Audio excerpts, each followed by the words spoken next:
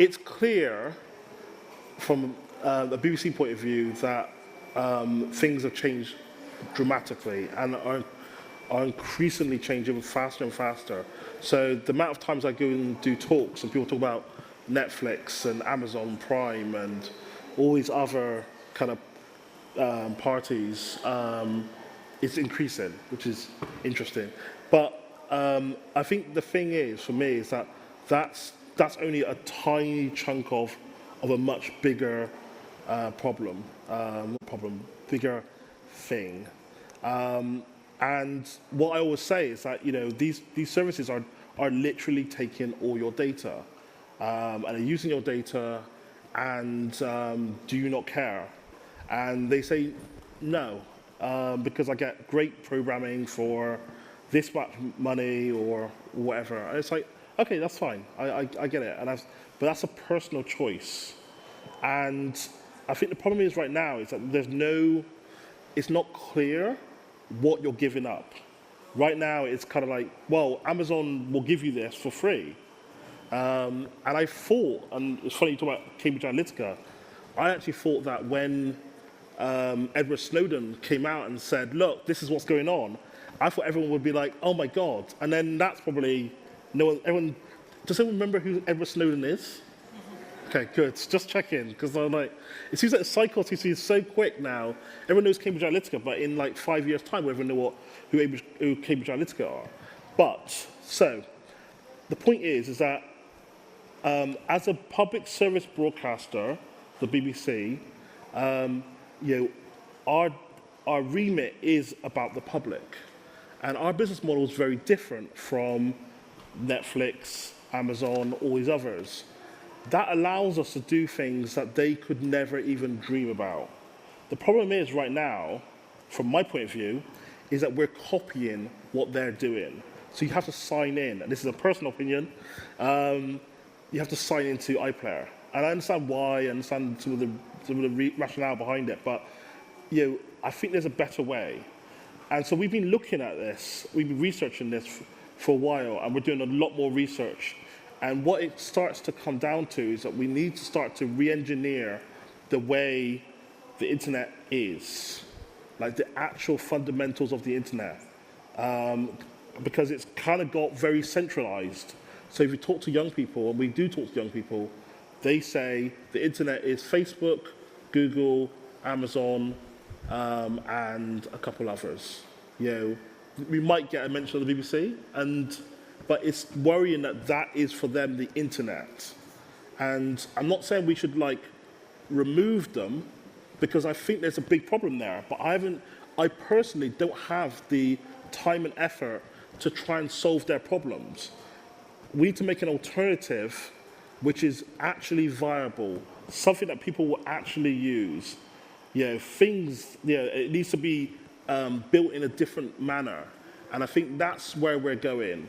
And you're going to see a lot more from the BBC and hopefully some of the partners around this real soon. But we can talk about it later. Thank you.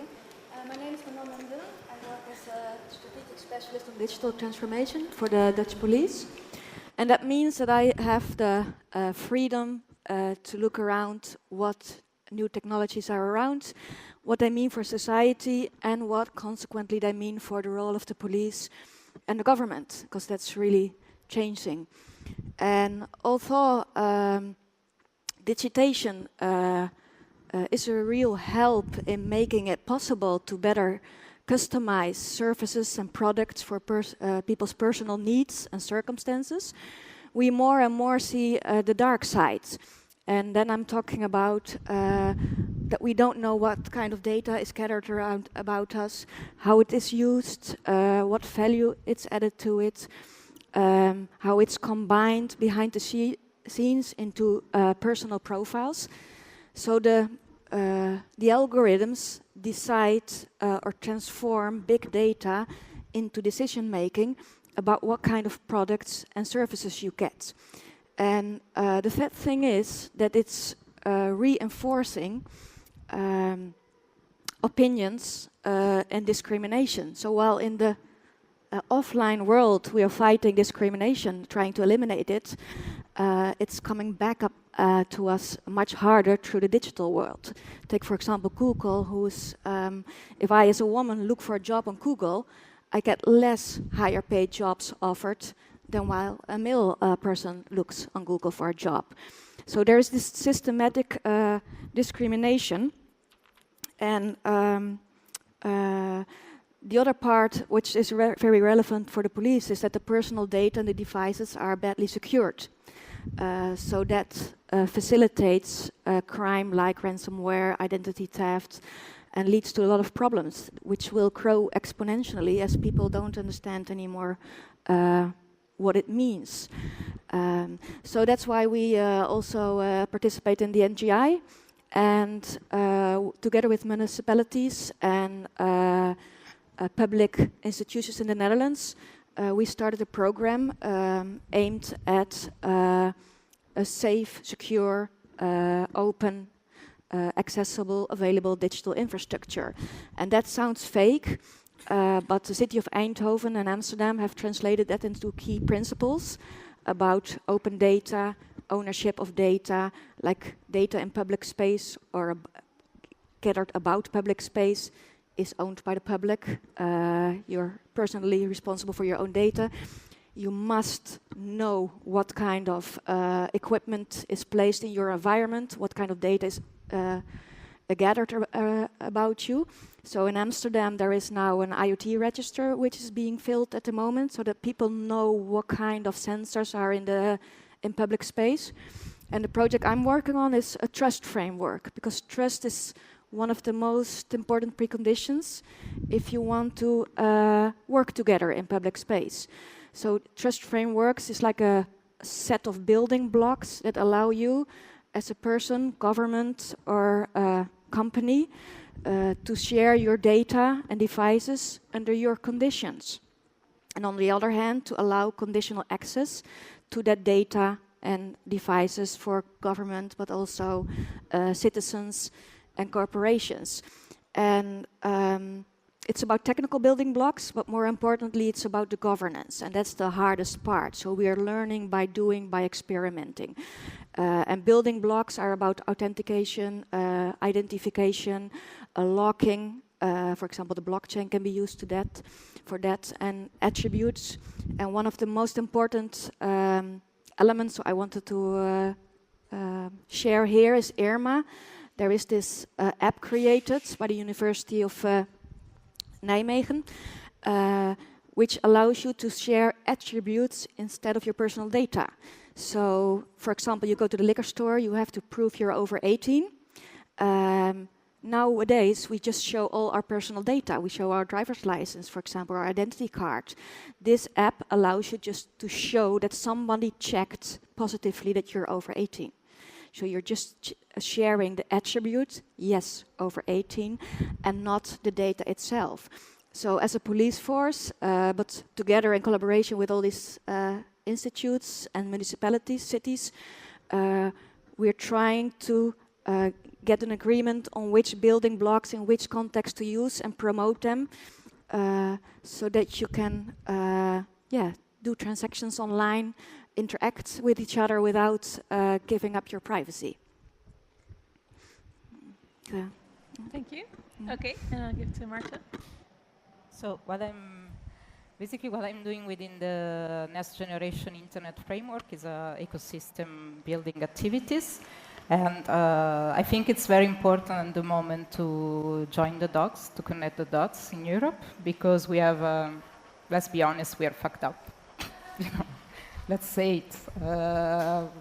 In terms of infrastructures, in terms of data, ownership, in terms of everything. And we can, it's very important. By this, I'm not saying that it's not important to have European strategies on this, otherwise I wouldn't be involved in all this complicated field.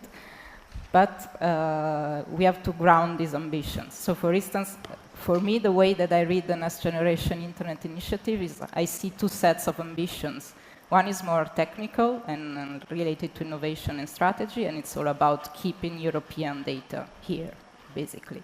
and reinforce all the technical infrastructure that can help connectivity. So there's a lot going on around supercomputing, the 5G, and this kind of experiments. And on the other side, we have a more societal ambition.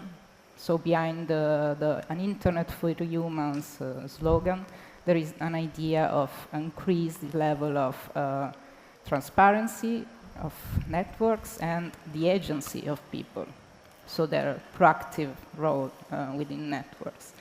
So the kind of proposal that we got in the project I'm involved is that of really looking at how can we centralize to decentralize better. So how can we kind of keep the data with people and make sure that they have more agency on how they are used. So the working hypothesis that we got at the moment is that of working on a passport.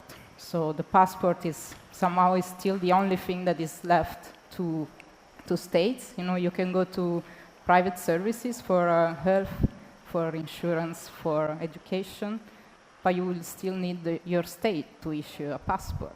And this passport is a European one. I mean, sorry for the Brits here, but it has still a lot of value to have a European passport. And so if we manage to make this a sort of entry, let's say a central station for managing data, then that's where we can keep our data here. That's where you can access public services as well as private ones. And the private ones, they would have to kind of agree to certain conditions before using your data. So that's very quickly how we think that then, because there are a lot of, so what makes me really mad when I'm working with the kind of European things is that everything is extremely fragmented. So in Europe, we are great at creating alternatives, I think. I think we have a very strong sense of, no, wait, in terms of civil society. Like there are a lot of citizen initiatives, and there are a lot of things that are not connected. Of course, we don't invest in that. So. But we can talk about this later. But what drives me mad is that we have a lot of things disconnected. And so, for instance, there are many projects going on at member state level to try to do something similar. For instance, in Portugal, they just came out with a e-health card that helps you to centralize everything that is related to health. Then we got the Estonian e-residency program. We got a similar public service initiative in Italy, IO. And we got projects at a city level, like Decode. Well, we are involved into that, so maybe you can talk about that better. But where we really try to use a card or a device, or at least an infrastructure where we can give more agency to people. So that's to be a bit proactive, let's say, what I will bring to the discussion. Great, thank you all very much. So what's going to work now is that we're going to have a bit of a discussion, I'll ask some questions, and then later there's also an opportunity for everyone in the audience to ask questions as well.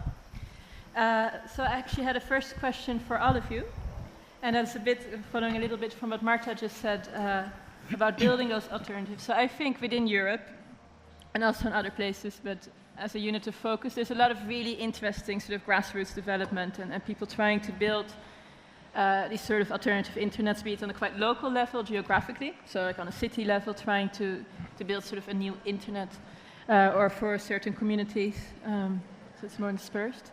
It tends to, I think one challenge there personally is beyond sort of adoption, tends to be sort of the scatteredness of these sort of plans. So they don't tend to work together, they're often not interoperable. And how do you think that is something we could address? How can we bring all these initiatives together as a sort of, I guess, we're fighting a bit the David versus Goliath battle, but could you have many Davids together and it would make it a little bit easier if you at least all work together? So why do you think that is, and what could we do about it? I'll start. So, we talked about it briefly, but so the problem I have is that, as a public service broadcaster, we're quite trusted. I don't know how people use the BBC, but hopefully in your minds we're trusted, but I don't want us to hold on to like, oh, we're trusted, we can do whatever we want. And yeah, when you're working on a new tool or a new system or anything like that, then you have no trust.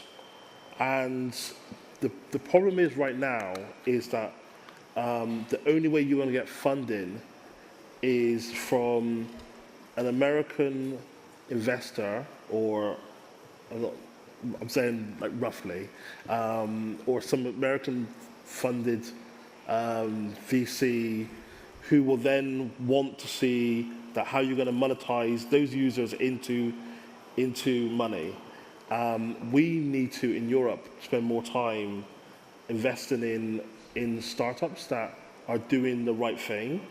Because the thing about Europe is that we look at, well, at least I think, my personal view is that we tend to look longer term. And so we shouldn't be kind of bought into this model of like, we need to invest in something that's just going to be the next Facebook. You know, I want to see a Facebook which is not Facebook. I want to see something that's actually going to survive in 20 years' time. You know, and it's going to be respectful of people's privacy, but also secure, and will work for forever. You know, even when it's kind of the servers are gone. And right now, those kind of things are not on the agenda.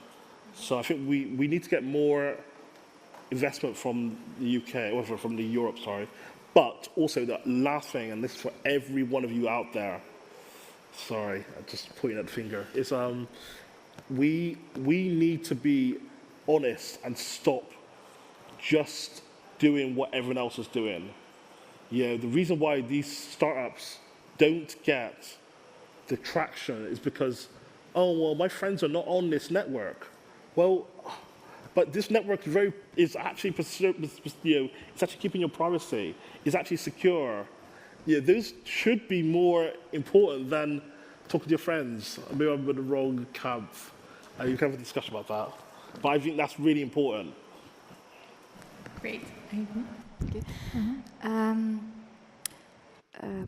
I think there are two sides. On the one side, there's a lot of people creating solutions from their intrinsic conviction that they have the right answer to the problem.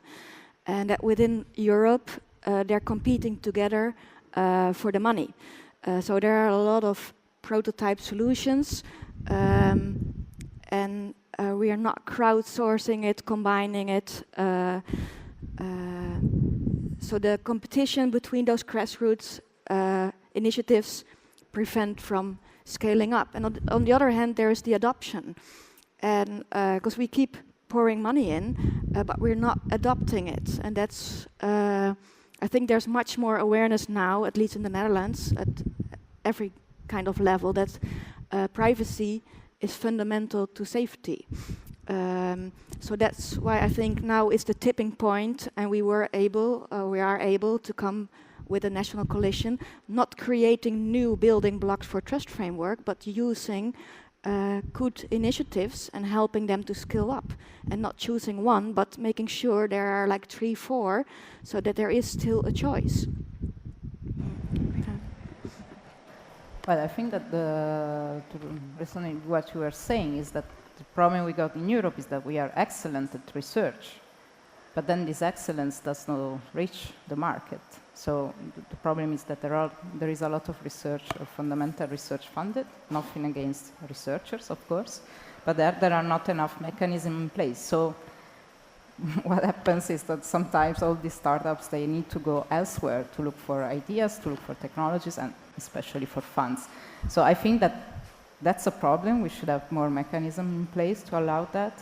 And then, I don't know, because at individual level, in the end, apparently, like the last stats is like 78% of European citizens is concerned by privacy, which is already something, you know. But I think that it's like kind of saving the climate change with, you know, throwing the garbage in the right way. We must do it, but we need bigger initiatives. I convinced my mom to use Signal. I can count on the network effort of a Southern Italy family, but still, it won't change the things, you know. No, I disagree that it won't change anything. I think that's a great start. I would love to get my mum and dad on Signal because they're currently using WhatsApp. And I warned them before I installed it. I said, look, this is what it's asking you to do. Here's the terms and conditions. And they kind of, like my dad was like, but they went with it in the end. So I think it's a mistake to think, well, it's just me. And you know, it has a momentum, you know. But often this argument is used to, you know, kind of take away responsibility for who's making big decisions. It's like, no, it's people who are not changing behavior. Yeah, but then you should put in place a framework where that's easier. It made me sort of think of, before this panel, I had a discussion with Manon. We were sort of planning what we would be talking about today, and she had a very interesting example actually about the real harms that come with sort of, for example, using WhatsApp in the context of the police that people don't quite get. I think that made it really much more poignant that it's not just about your data in that way. So maybe. It's what we see is that Facebook took over WhatsApp, paid a lot of money, and doesn't earn anything. What I wanted is access to all the personal data, like the phone numbers, because research shows that if your friends are in a certain environment or your work colleagues, that keeps you in that environment. So they wanted to use it for Facebook to connect people together. And I know they paid a fine twice because first I promised not to use the WhatsApp data, and I did it anyway. And what you see is that Facebook is mostly private, but WhatsApp we use for sports, private, work. We have all our social network on it. And already we see that police officers in their private environment get suggested lawyers, victims, but even criminals. And it's also the other way around. So we haven't seen this yet because people don't realize it. But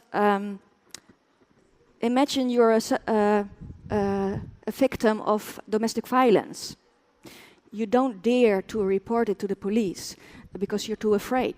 You talk to your community police officer, I don't know how it's called here, and in the end you exchange phone numbers so that in case anything goes wrong, you can call her up. The moment the police officer who's on WhatsApp, who's on Facebook, because the community expects that, wants that, puts this phone number in the address book, the perpetrator gets the police officer suggested as a friend on Facebook.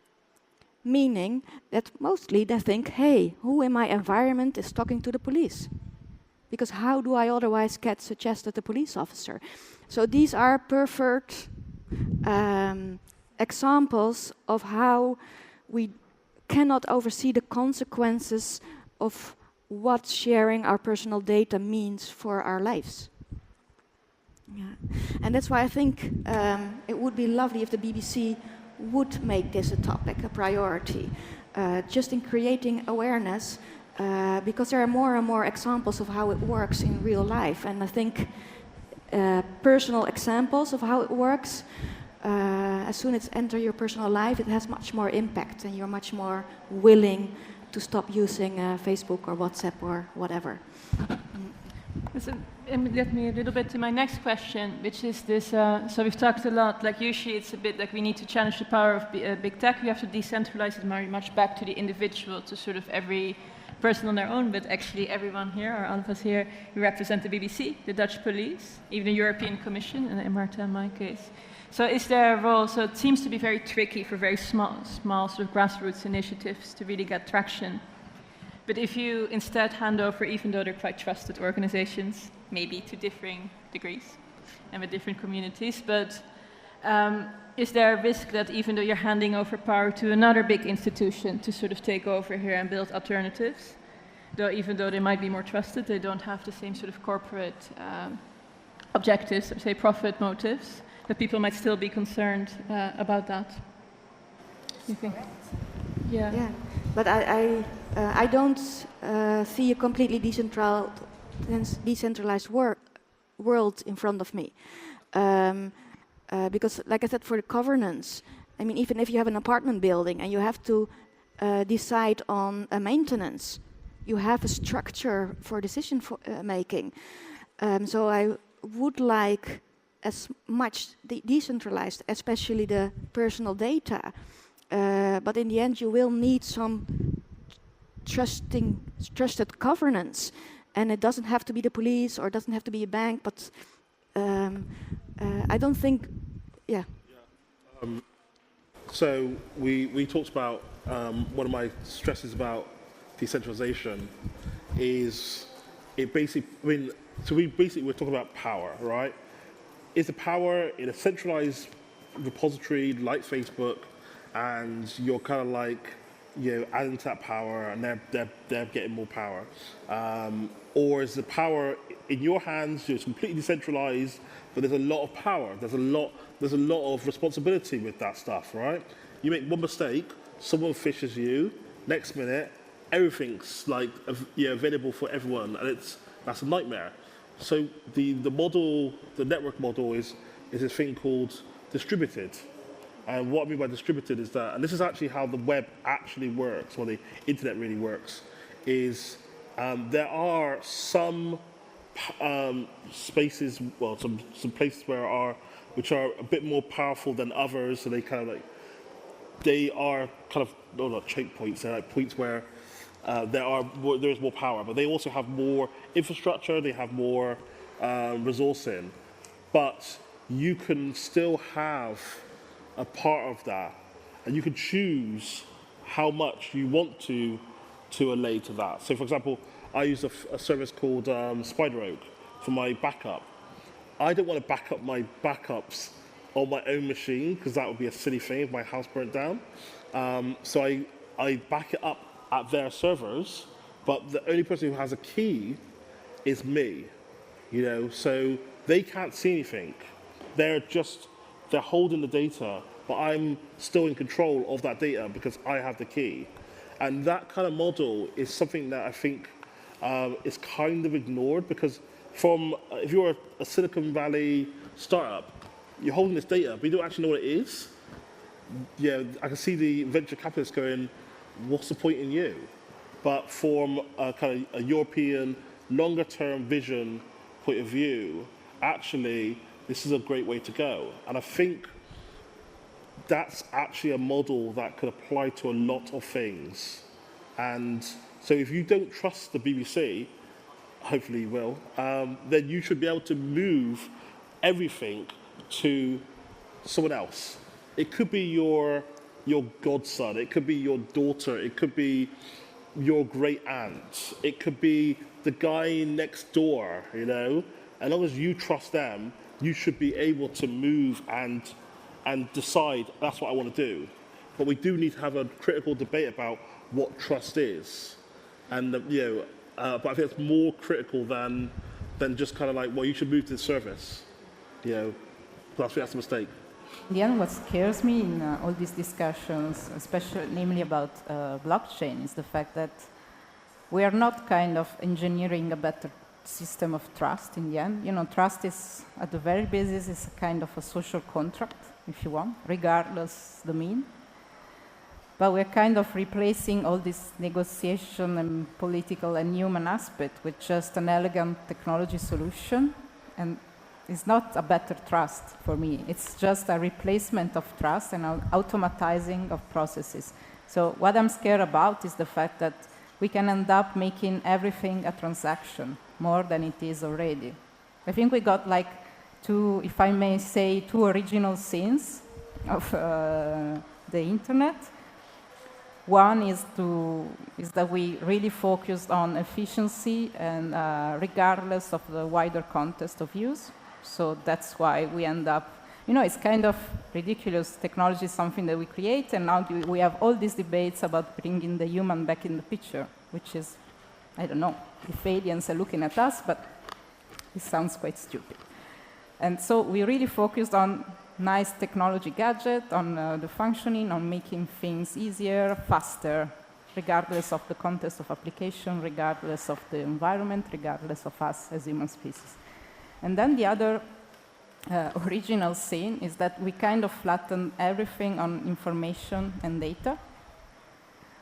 So while the internet, okay, it was born out of military and research needs, so it was, you know, as far as you exchange knowledge on a network, that's quite clean, you know.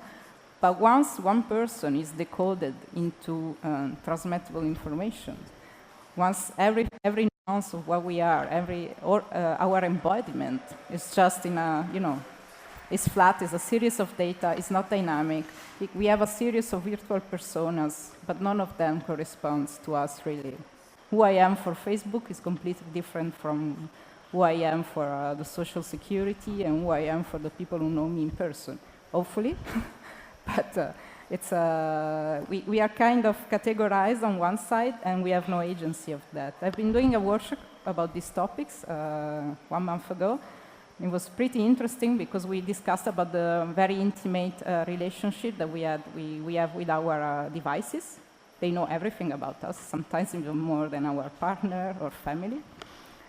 And so I've been working with the participants in how to, you know, what was quantifiable and what was qualitative within their persona. So what makes you in the end? And it's quite a difficult question to answer.